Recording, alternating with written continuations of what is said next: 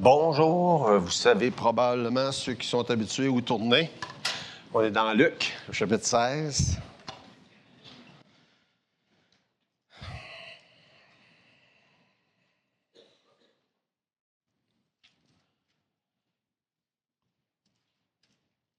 J'ai mis pour titre ce matin « Qu'est-ce que Dieu veut? » Bonne question. Beaucoup de chrétiens se posent la question, c'est quoi la volonté de Dieu? Et la plupart du temps, quand j'ai cette conversation-là, je réponds, commence avec qu'est-ce que tu sais. Hein? Parce qu'il y a des choses qu'on ne sait pas exactement qu'est-ce que Dieu veut, mais il y a d'autres affaires qu'on sait. Puis il y a plusieurs passages dans la Bible qui nous parlent de qu'est-ce que Dieu veut. Et entre autres, de ce passage-là dans lequel on est, dans Luc 16, puis dans d'autres passages, où ce que Dieu nous dit que qu'est-ce qu'il veut, entre autres, là, c'est qu'on soit fidèle. Fait que ça, c'est déjà là, si on se concentre sur cette partie-là de la volonté de Dieu, on va avoir pas mal de choses à réfléchir puis à faire. Puis, peut-être qu'on se posera moins les questions sur d'autres aspects plus généraux de qu'est-ce que Dieu veut pour moi, aujourd'hui, dans telle situation. Ça va probablement s'éclaircir si on se concentre sur qu'est-ce qu'on sait que Dieu veut.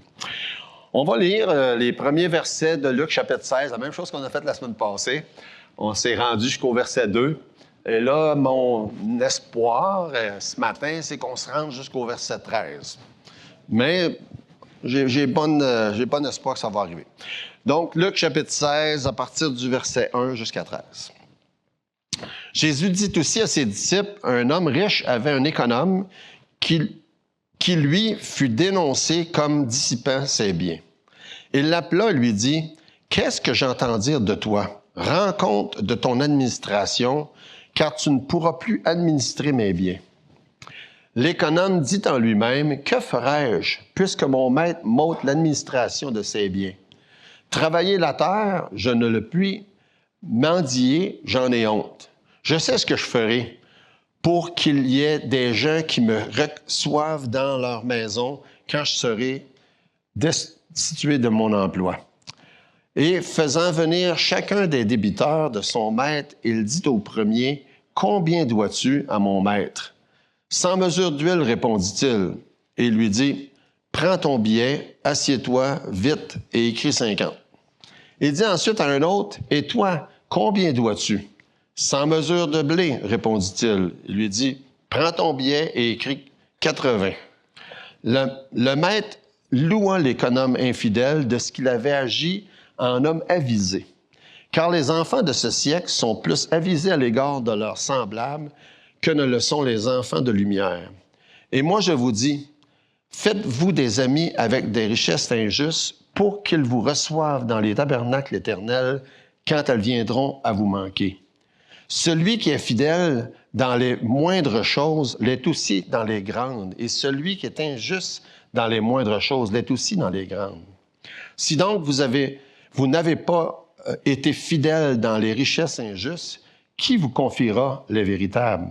Et si vous n'avez pas été fidèle dans ce qui est à autrui, qui vous donnera ce qui est à vous? Nul serviteur ne peut servir deux maîtres, car ou il haïra l'un et aimera l'autre, ou il s'attachera à l'un et méprisera l'autre. Vous ne pouvez servir Dieu et Mammon. On va prier. Alors, Seigneur, on est devant toi ce matin et combien on est reconnaissant de ce que tu es. Tu es un Dieu fidèle. Un Dieu qui est juste, un Dieu qui prend soin des siens. On voudrait te louer, te bénir pour qui tu es ce matin, pour ce que tu fais, ce que tu as fait depuis le début de la création, de ce que tu as entrepris de faire au travers du cours de l'histoire. Et le fait que, comme on en parlait tantôt, même s'il y a tant de choses qui se passent dans le monde qui sont mauvaises, on sait que tu es à l'œuvre et ta parole avance. Et qu'un jour, le reste de ton plan va s'accomplir. Tu vas venir chercher ton Église, tu vas venir chercher les tiens, et tout ce que tu as prédit d'avance va s'accomplir. Merci Seigneur, on veut te louer, on voudrait te prier pour nos frères et sœurs qui sont dans d'autres endroits du monde et qui n'ont pas la même liberté, Puis on voudrait te prier pour les frères et sœurs ici qui souffrent d'une manière ou d'une autre. On pense, entre autres, à ceux qui ont des problèmes de santé. On pense à Lisette. On voudrait parler de Claude. On te demande de les accompagner, Clément. Et Seigneur, on t'a prie de les bénir là où ils sont ce matin. Puis on te prie pour tous ceux qui sont ici, que ta parole pénètre dans nos cœurs et nous fasse réaliser l'importance d'être fidèles et d'être fidèles jusqu'au bout. Dans le nom de Jésus, amen. Il va falloir, j'ai hâte, la semaine prochaine, j'ai mon examen de la vue. J'ai tellement de la misère à lire dans ma Bible. J'ai toujours, en tout cas, de plus en plus. J'espère que ça va améliorer, mais j'ai des nouvelles lunettes. Donc, on est en train de continuer ce qu'on était rendu dans Luc au chapitre 16. Même passage, mais là, on va essayer de s'aventurer un petit peu plus loin. Il est question de gestion financière dans ce passage-là, mais il est aussi, j'aime mieux ce titre-là, il est aussi question de gestion de vie. Comment est-ce qu'on gère tout ce qu'on a, tout ce que Dieu nous a confié? Et comme on l'a mentionné la semaine passée, puis je ne voudrais pas parler autant d'argent cette semaine non plus, mais de revenir sur quelques-uns de ces grands principes-là qu'on voit dans notre passage. C'est la même idée de base. Et l'idée de base, si on revient sur le titre la semaine passée, c'est qu'on n'est pas propriétaire. Dieu est propriétaire. Dieu nous confie des choses. Dieu nous a confié plein de choses au travers il nous a confié, entre autres, les biens qu'on a à gérer. Il nous a confié le temps, il nous a confié des dons. Et on va s'aventurer un peu plus sur une autre chose que Dieu nous a confiée. Il nous a confié sa parole. Et ça aussi, on est responsable de bien s'en occuper, son message. On a vu le mot « économe » dans Luc chapitre 16, ça revient à quelques reprises.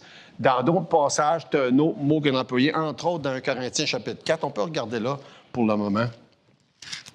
Dans 1 Corinthiens chapitre 4.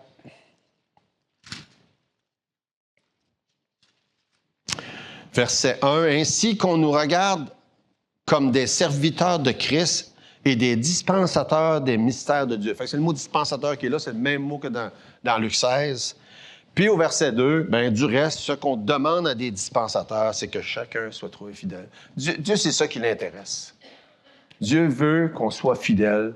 Il y en a à qui Dieu a confié beaucoup, il y en a à qui Dieu a confié peu. Et que Dieu nous ait confié beaucoup ou peu, qu'on parle d'argent ou qu'on parle de dons ou qu'on parle de quoi que ce soit, l'important, c'est que peu importe ce que Dieu nous a confié, Dieu veut qu'on soit trouvé fidèle. Fait que ces ressources, on en a parlé un peu du temps, on a parlé un peu des dons, mais une chose sur laquelle je voudrais qu'on s'attarde un peu plus aujourd'hui, c'est que Dieu nous a confié sa parole. Dieu nous a confié son message. Et dans 1 Thessaloniciens chapitre 2, verset 4, ça dit ceci. « Mais puisque Dieu nous a jugés dignes de nous confier l'Évangile, nous parlons non comme pour plaire à des hommes, mais pour plaire à Dieu qui sonde nos cœurs. » Dieu nous a donné le privilège de nous confier sa parole. C'est toute une responsabilité, ça aussi. Et les mêmes principes s'appliquent à ça que qu'est-ce qu'on a vu la semaine dernière quand on parlait des finances. Dieu veut qu'on soit fidèle dans ce qu'il nous a confié à s'occuper ou bien à gérer. Puis, c'est une très bonne question à se poser. Est-ce que je suis un bon administrateur du message de Dieu? Et c'est pas juste au pasteur que Dieu a confié ça. Dieu nous a tous confié ça. Est-ce que je suis un bon administrateur du message que Dieu m'a confié à moi aussi? 2 Corinthiens chapitre 4.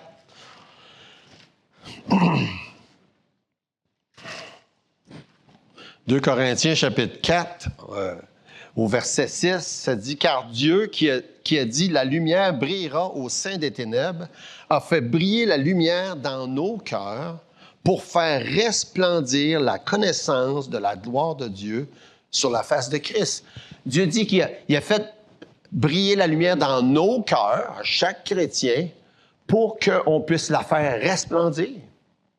Et ça aussi, ça fait partie de la responsabilité que Dieu nous a confié sa parole, Dieu nous a confié son message. Au verset 7, dans le même passage, le verset suivant, ça dit « Nous portons ce trésor dans des vases de terre, afin que cette grande puissance soit attribuée à Dieu et non pas à nous. » Et c'est une image intéressante. Hein, ça me fait penser à ce que Luc disait tantôt, c'est-tu masculin ou c'est féminin? Hein, c'est une image intéressante. Je donnais un coup de coude à ma femme quand elle a dit ça. Ma femme, elle me corrige sur mon français, hein, puis vous savez qu'elle est anglophone. Mais il y a une chose qu'elle ne peut pas me corriger, c'est sur les masculins et les féminins. C'est très dur pour un anglophone, les masculins et les féminins. Je riais quand Luc a dit ça tantôt. Hein? Nous portons le message de Dieu, ce trésor-là, dans des vases de terre. C'est une image vraiment intéressante, d'un vase de terre. C'est pour montrer que c'est pas le contenant qui est important. C'est ce qui était à l'intérieur. Dieu a pris des gens ordinaires. C'est ça que ça veut dire. Des gens ordinaires comme vous puis comme moi qui appellent ici pour montrer comment ordinaire c'est, des vases de terre. Hein? Il a mis dans le vase de terre un grand trésor. Le trésor, c'est l'Évangile, c'est le message de la part de Dieu. Fait que nous sommes des vases de terre dans lesquels Dieu a mis un trésor qui est son message. Ce message qu'il nous a confié, puis il dit, je veux que vous soyez fidèles envers ce message-là. Et je trouve ça intéressant comme image, le vase de terre. Fait qu'on est des vases de terre dans 1 Timothée chapitre 6. Une autre image qui est employée là, quand que Paul parle à Timothée, 1 Timothée chapitre 6, verset 20.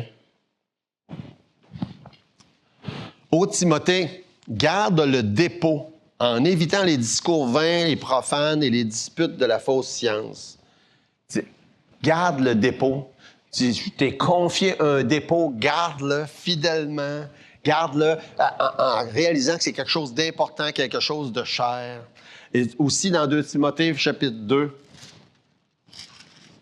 et le verset 2, quand on parle que Dieu nous a confié son message, la parole, l'Évangile, ça dit dans 2 Timothée 2, 2, « Et ce que tu as entendu de moi en présence de beaucoup de témoins, confie-le à des hommes fidèles qui soient capables de l'enseigner aussi à d'autres. » Quand j'étais à l'école biblique, puis qu'on allait dans les églises présenter l'école, on chantait dans un groupe, puis quand on se présentait, on disait tous ensemble, les membres de la chorale, ce verset-là à chaque fois. Fait que je suis venu le connaître pas mal bien. Là, c'était en anglais dans ce temps-là. Mais je l'ai aussi appris en français, parce que c'est important. Dieu dit, je t'ai confié quelque chose, Timothée, puis toi, tu as la responsabilité de le confier à quelqu'un d'autre, qui va le confier à quelqu'un d'autre, puis qui va le confier à quelqu'un d'autre. Puis 2000 ans plus tard, on l'a encore.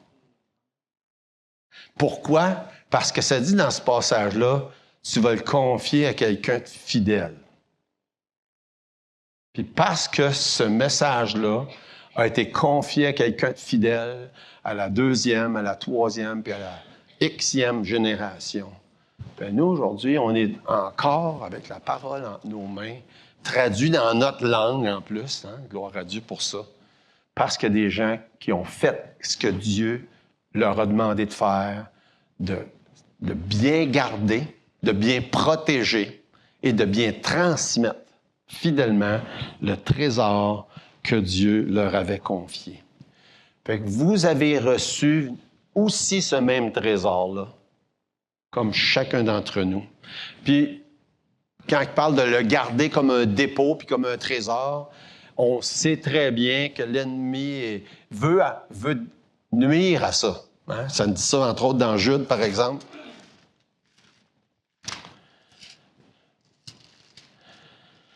Jude, versets 3 et 4.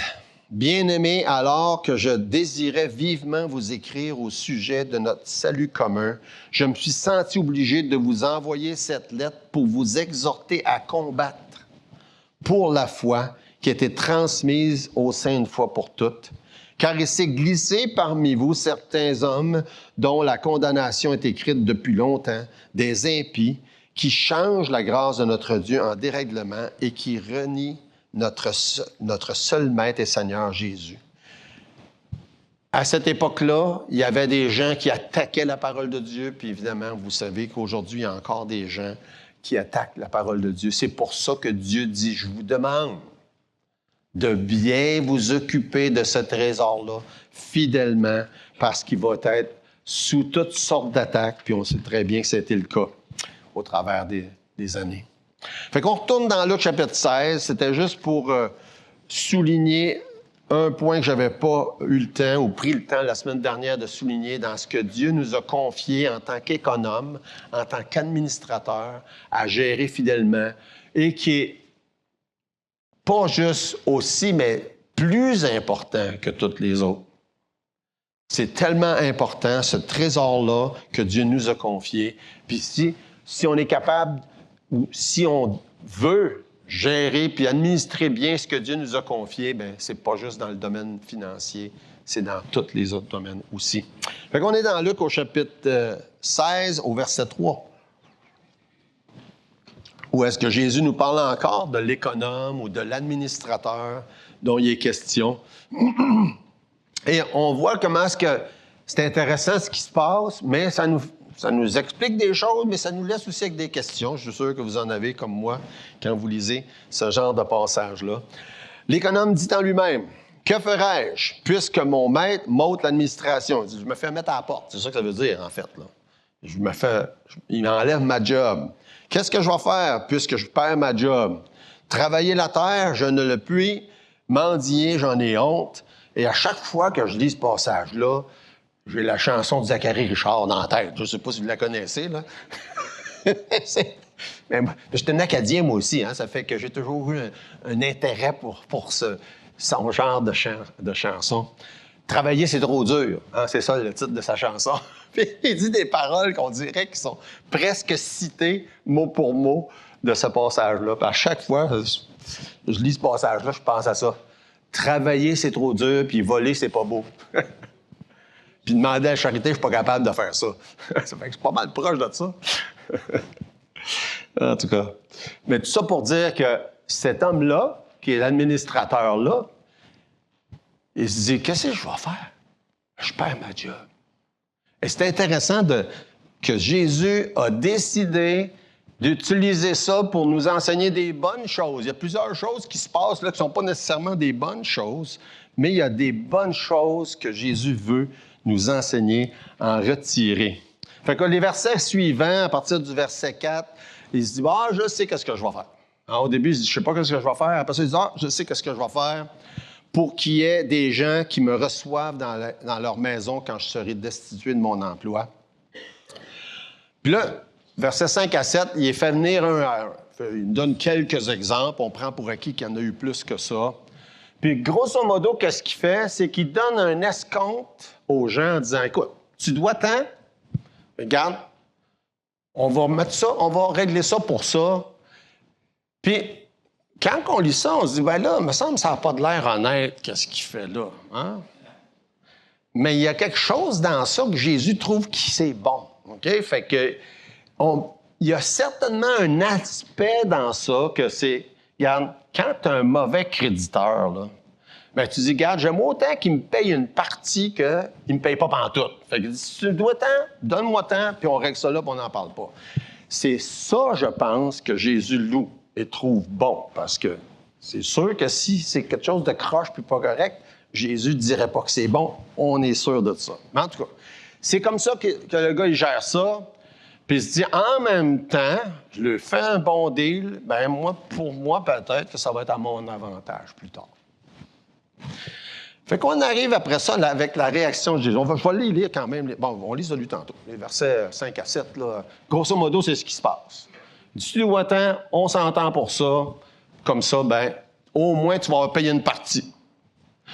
Puis dans les faits, là, moi, je peux vous dire que ça se fait de même dans certains cas, là. Moi, j'ai déjà été propriétaire de logement, là, puis j'étais prête à faire ça, dire, OK, regarde, quelqu'un qui n'est pas un bon payeur, là, donne-moi tant pour on n'en parle plus, OK? Au moins, je vais avoir une partie de l'argent. Puis je connais d'autres personnes qui ont agi de cette manière-là. Fait que cette partie-là, moi, je comprends qu'on peut dire, oui, il y a un certain côté de tout ça qui est bien. Quand on arrive au verset 8, On voit la réaction de Jésus. Le maître loua l'économe infidèle de ce qu'il avait agi en homme avisé. Maintenant, c'est une drôle de phrase. Homme infidèle loué par le maître, là, c'est comme... Il me semble que ces deux choses-là ne vont pas ensemble. Il a été infidèle dans le passé, mais il le loue pour ce qu'il vient de faire là comme étant bien. OK? Encore là, si on pense qu'il a agi puis que ce qu'il a fait n'était pas bon pour le maître, là, on a de la misère à comprendre. Mais il faut croire que le maître, c'était bon pour lui, que le mauvais créditeur paye quelque chose. Ça, cette partie-là, il faut croire qu'elle c'était bien parce que, comme ça dit dans l'histoire, le maître le loua. Il dit, t'es un infidèle, t'as mal agi dans le passé, mais ce que tu viens de faire là, c'est une bonne chose. Puis, pas juste que ce que tu viens de faire là, c'est une bonne chose, mais il dit à la fin de la première phrase du verset 8, parce qu'il avait agi en homme avisé. Fait qu'il loue cet homme-là qui a été infidèle dans le passé, mais ce qu'il vient de faire... Tu sais, c'est important de distinguer, là. Il a été infidèle, mais ce qu'il vient de faire là, c'était pas infidèle. C'était bien pour son maître. Même s'il perdait son emploi, ce qu'il a fait, c'était à l'avantage de son maître, mais il en retirait des bénéfices lui aussi, entendons-nous, là. C'est ce qui est dit dans l'histoire. Mais on peut... C'est difficile. Je suis sûr que vous autres aussi, vous lisez cette histoire-là, puis... Ouais, il me semble que c'est bizarre qu'il trouve à louer cet homme-là. Hein? Je suis pas le seul qui trouve ça bizarre quand il dit ça. Ah, bon, c'est beau. Hein? C'est vrai que ça sonne drôle dans nos oreilles.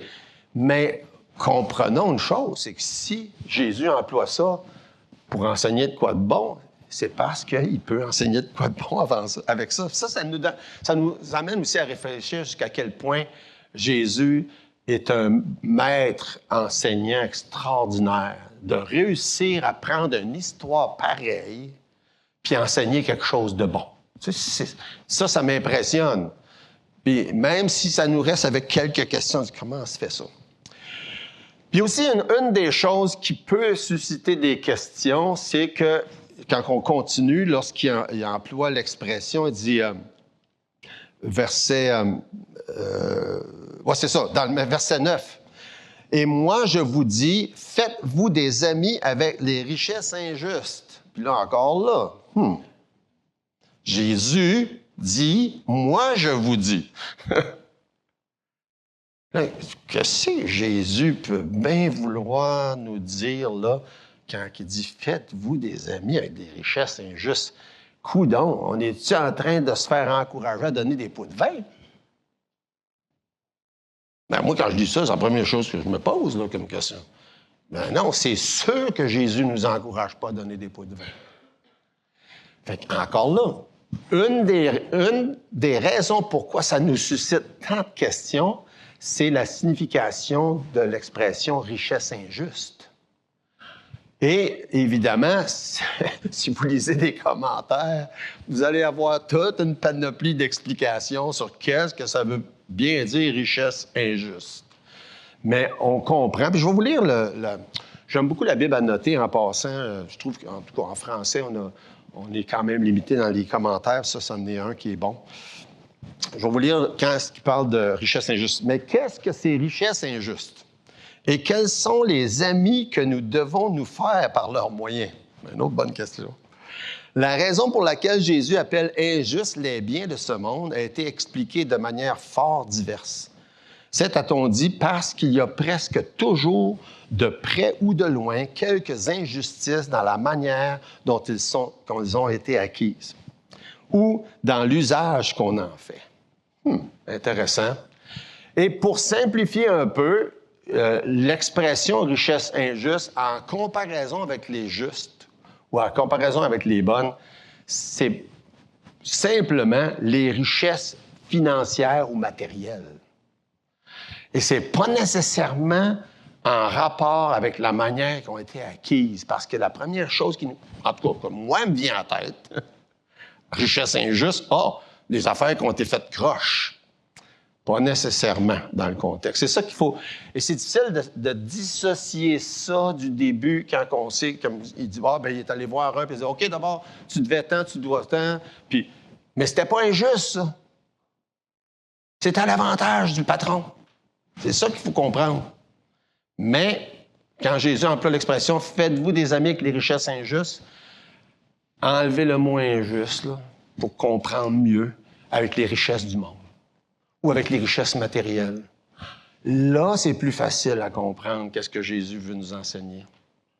Utilisez l'argent ou les biens pour faire des amis qui vont vous recevoir dans les lieux éternels. Puis ça aussi, ça nous aide à comprendre.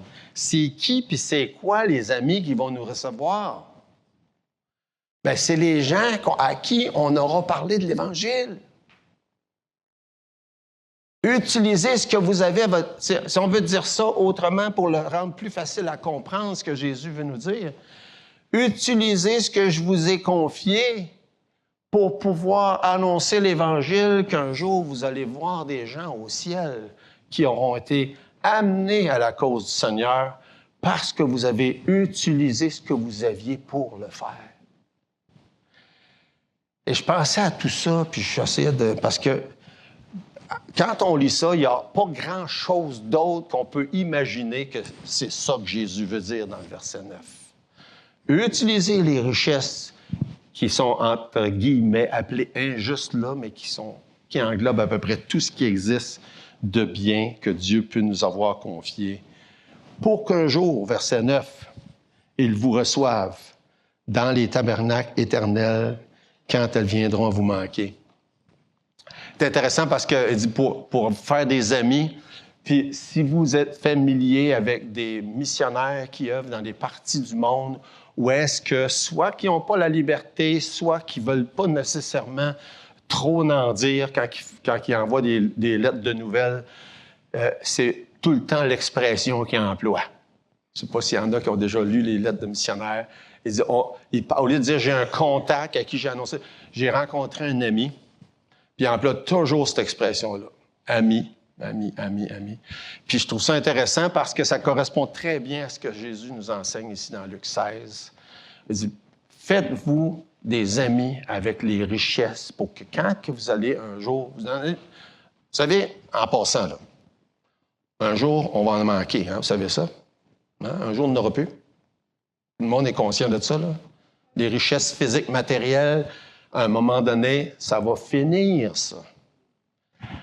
Et Jésus dit, bien, utilisez-les pour la cause de l'Évangile, la bonne cause de l'Évangile qui nous a confiés. Pour qu'un jour, il y a des gens au ciel qui vous accueillent et qui disent, « Hey! » Là, je pensais à ça, je me disais, imaginez arriver au ciel puis on rencontre un orphelin qui a grandi au Tchad. Puis qui dit, « Hey! T'es de l'Église baptiste de Lennoxville, toi? Hey! Merci! Hein, vous avez envoyé de l'argent pour notre orphelinat. Puis c'est comme ça que j'ai entendu l'Évangile, moi, à cet orphelinat-là. » C'est de ça que Jésus parle. Ou quelqu'un qui dit, « Hey! Moi, j'ai ramassé un traité en quelque part, là. J'ai vu le nom de votre Église là-dessus. C'est-tu toi qui avais payé pour ça? Merci. » Moi, je lis ça, puis c'est de ça que ça me fait tout chaud au cœur de penser qu'est-ce que Jésus est en train de dire. Faites des amis avec qu'est-ce que vous avez. Utilisez l'argent, la richesse, les biens, les dons, le temps, etc. Pour qu'un jour, au ciel, il y a des gens qui vont vous accueillir et vont dire « Hey, gloire à Dieu. Moi, comme ça, j'ai été sauvé. » Notre frère Jean-Louis qui parlait, ben, dit, moi, j'étais sauvé. Je prends pour acquis quand il dit que ça fait au-dessus de 60 ans qu'il était bien jeune là, quand c'est arrivé. Peut-être dans un camp, je ne sais pas. Mais qui dit, hey, moi, j'ai entendu l'Évangile là. Moi, combien de fois nous, on entend ce même genre de témoignage-là? Des jeunes qui disent, hey, moi, j'ai entendu l'Évangile au camp à Lennoxville, j'étais sauvé là. Puis qu'un jour, dans le ciel, ils m'ont dit, hey, merci. Toi, t'as fait ça? T'as travaillé au camp? Gloire à Dieu. Merci. On loue le Seigneur pour ce que tu as fait.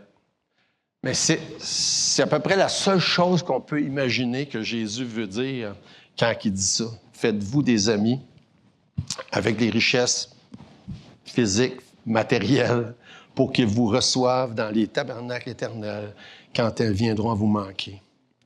Puis ensuite, il enchaîne en disant, « Celui qui est fidèle dans les moindres choses l'est aussi dans les grandes choses. » Fait qu'il élabore, ou il énumère plutôt, quelques principes importants, quelques leçons importantes qu'il veut nous montrer à travers de cette histoire-là, de cet économe-là.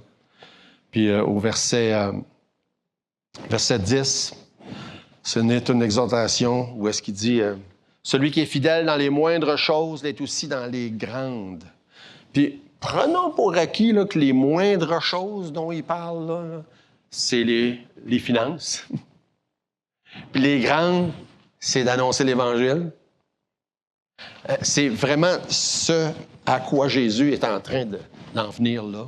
Si donc vous n'avez pas été fidèle dans les richesses injustes, encore là, même expression, qui vous confiera les véritables? Puis encore là, les richesses financières, physiques, versus les richesses véritables, qui est l'Évangile, la parole de Dieu, l'œuvre de Dieu dans son ensemble.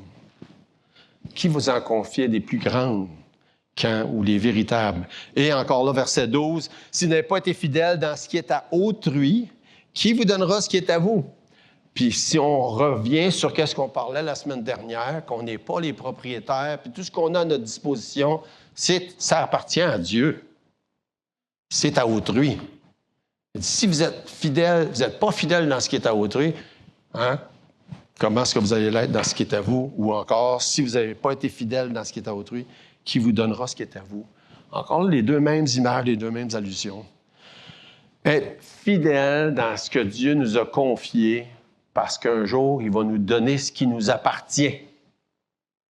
Hein? La vie éternelle, les récompenses qui viennent avec, qu'on voit dans quelques-uns des passages. Puis là, on se dit, bien, comment se fait que Jésus se préoccupe tant que ça de nos finances? Hein? Ça revient à 2-3 reprises. Là. Pourquoi est-ce que Jésus se préoccupe tellement de ça? Voyons, l'argent, c'est neutre, ça. Il n'y a pas de valeur morale à l'argent. Ben, j'aimerais vous dire le contraire. Il y a de la valeur morale à l'argent.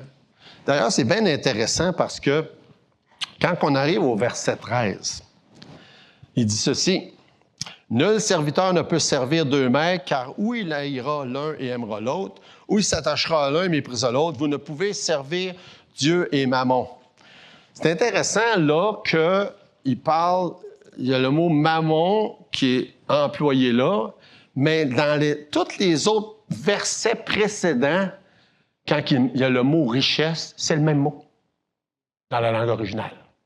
C'est le même mot. Le mot « mammon », qu'on sait là, puis qu'on sait aussi dans Matthieu, on parle d'une divinité qui est l'argent. Que quand on est attaché à cette divinité-là qui est l'argent, qu'on sert cette divinité-là qui est l'argent, bien, comme qu'il dit dans le verset 13, on ne peut pas servir deux maîtres. Mais c'est le même mot. Juste le mot « richesse ». Quand on arrive au verset richesse, verset 9, c'est le mot « mammon ». Verset 11, c'est le mot « mammon ». C'est le même mot. Fait que quand on pense que l'argent, c'est neutre, ben le mot « mammon », qui est une divinité, c'est le mot « richesse ». Ça fait que c'est pas seulement neutre, c'est vraiment quelque chose qui existe, qui a un impact dans la moralité des gens. D'ailleurs, si vous regardez dans 1 Timothée chapitre 6, c'est pas étonnant que ça dit ça là. L'argent, c'est un instrument du diable. C'est réellement, là, parce que c'est ce qui fait... Ça peut faire beaucoup de bien, là, en passant, mais ça fait beaucoup de mal. Et c'est probablement l'élément central de tous les problèmes dans le monde. Quand on parle de guerre, quand on parle, par exemple, de ce qu'on a entendu sur les nouvelles cette semaine, hein, de ce que les États-Unis ont fait au Venezuela, On sait qu'en bout de ligne, la raison principale, ça rapporte l'argent. Il n'y a pas de doute là-dessus. Prenez n'importe quel conflit dans le monde. Puis tout tourne toujours autour de l'argent. C'est pas étonnant que ça dit dans Timothée chapitre 6, verset 10, « Car l'amour de l'argent est une racine de tous les maux. » Plusieurs vont dire, « OK, l'argent en tant que tel, c'est pas un problème, c'est l'amour de l'argent qui est le problème. » C'est vrai, c'est ce que ça dit là, mais c'est pas juste l'amour de l'argent, le problème, l'argent en tant que tel. Parce que c'est personnifié par une fausse divinité qui est appelée Mammon. Au lieu de mettre le mot richesse, ça n'en parle comme un Dieu qui existe, une divinité, pas un vrai Dieu, mais une divinité qui existe, que les gens vénèrent et adorent. L'amour de l'argent est une racine de tous les maux. Quelques-uns, en étant possédés, se sont égarés loin de la foi et se sont jetés eux-mêmes dans bien des tourments. Puis, on peut dire que ça, à un degré peut-être extrême, là, mais à des degrés beaucoup moins extrêmes, ça existe dans beaucoup, puis je dirais peut-être la plupart des gens.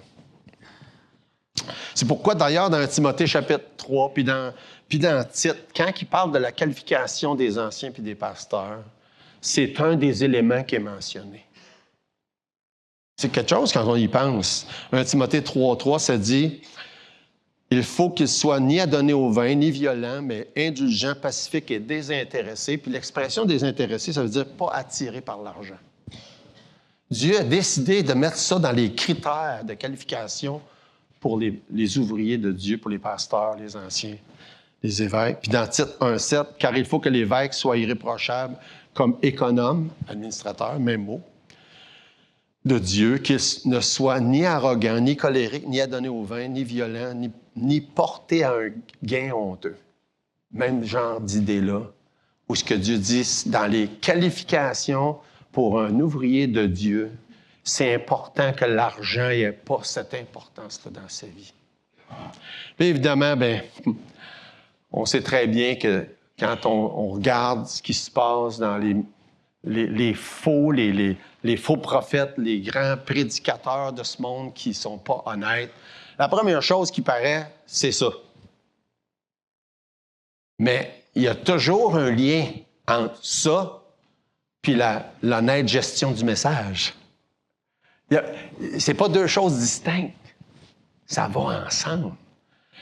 Mal gérer l'argent puis mal gérer le message va ensemble. C'est le même concept, c'est le même principe dans la parole de Dieu. C'est pour ça que ça va ensemble dans ces passages-là, 1 Timothée et Tite. Et là, ce que Jésus est en train de dire avec l'économe dans Luc chapitre 16, il faut être fidèle dans les choses de moins d'importance, incluant l'argent, pour pouvoir être fidèle dans les choses de grande importance, en parlant, entre autres, du message et de son œuvre.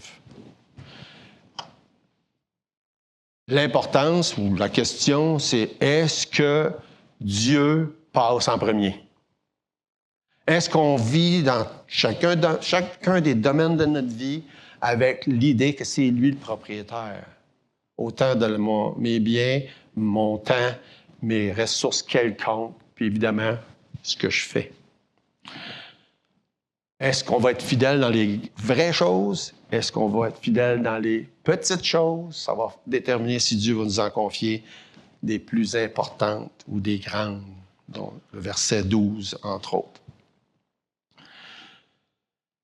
Je veux juste revenir avec verset 12. « Et si vous n'avez pas été fidèle dans ce qui est à autrui, qui vous donnera ce qui est à vous? » Puis, je pense que je le mentionnais tantôt. Là, ce qui est à autrui, entre autres, à Dieu. Puis le verset 13, on va passer un peu plus de temps là-dessus. « Nul ne peut servir deux maîtres. » Si l'argent est mon maître, je ne peux pas servir Dieu. C'est sérieux. Dans Matthieu chapitre 6, on peut tourner, langage encore plus explicite, plus de détails même qui sont donnés.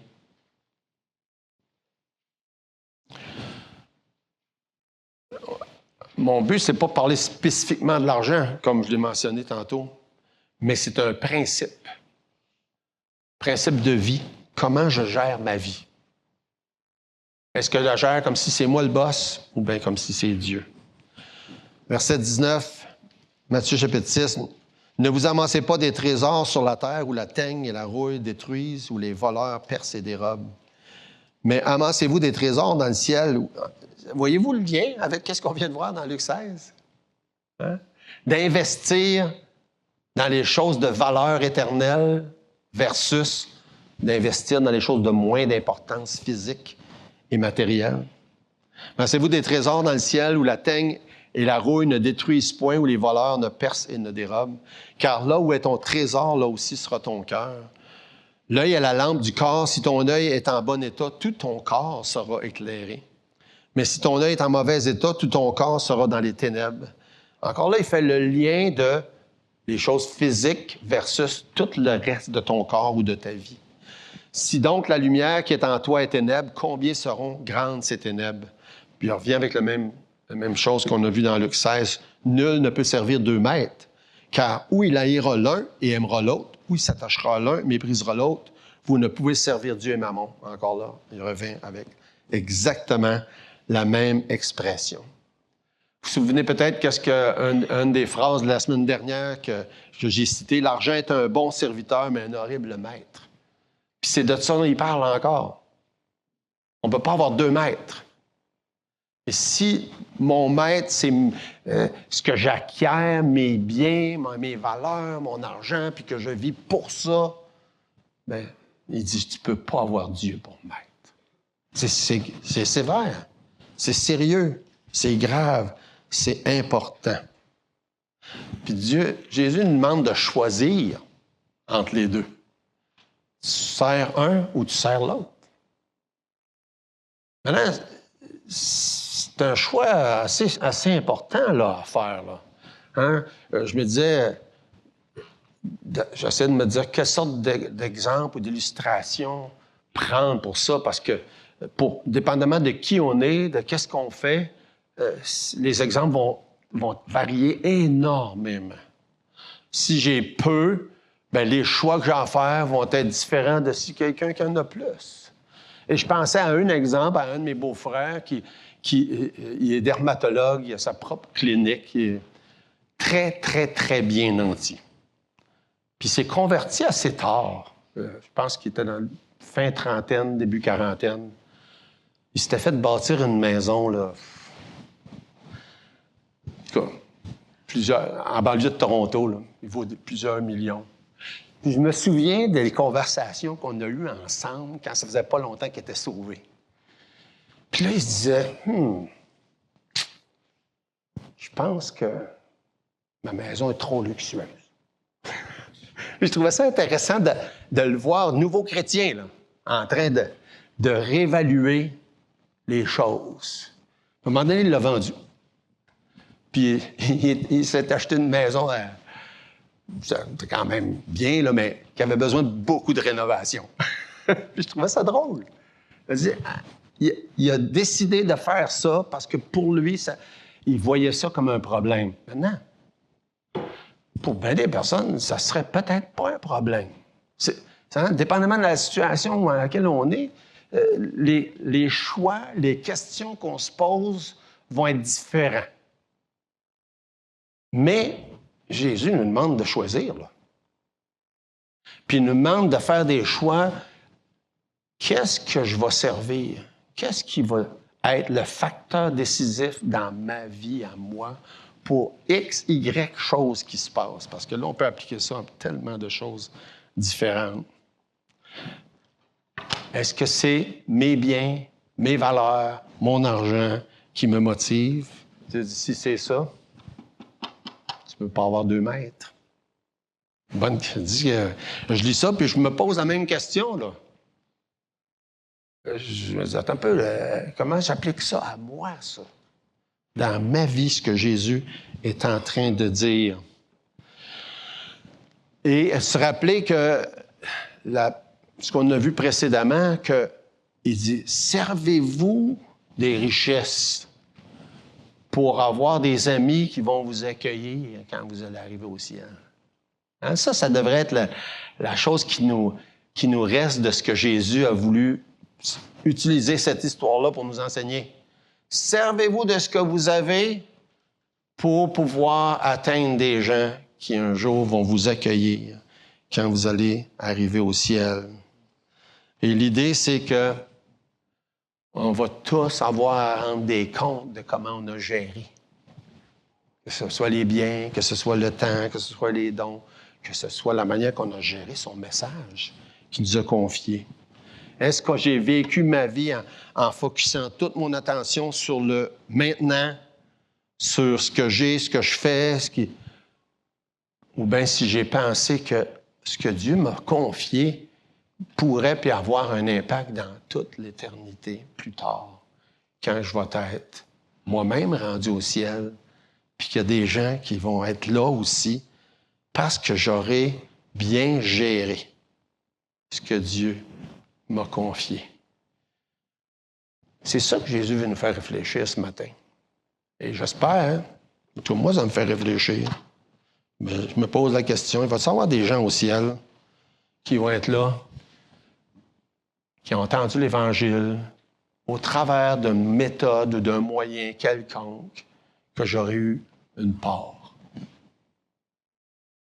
Puis la part, ça peut être de parler directement à quelqu'un. La part, ça pourrait être de soutenir un missionnaire à quelque part. La part, ça peut être d'avoir donné un traité. La part, ça peut être plein de choses différentes. Mais ça vaut la peine de se poser la question. Il y a certainement beaucoup d'autres choses que Jésus veut nous faire réfléchir ce matin, mais ça, c'en est sûrement une très claire dans ce passage-là. Prions. Seigneur notre Dieu, merci pour tout ce que tu fais pour nous. Merci parce que tu es un bon Dieu qui s'occupe de ses enfants. Et merci, Seigneur, parce que tu nous as confié tant. Et merci, Seigneur, pour tout ce que tu fais pour nous jour après jour. Merci pour la provision. Merci pour les biens qu'on a. Merci pour le privilège qu'on a d'avoir entre nos mains ta parole, ton message, l'Évangile. Et Seigneur, on te prie pour que dans notre quotidien, ce soit toujours la chose qui domine. Est-ce que je gère bien ce que Dieu m'a confié? Bénis, Seigneur, ces paroles, ces pensées-là. Permets qu'au travers de certaines de ces vérités-là qui sont difficiles à saisir, que tu puisses nous enseigner ce qu'on a besoin de savoir. Dans le nom de Jésus, amen.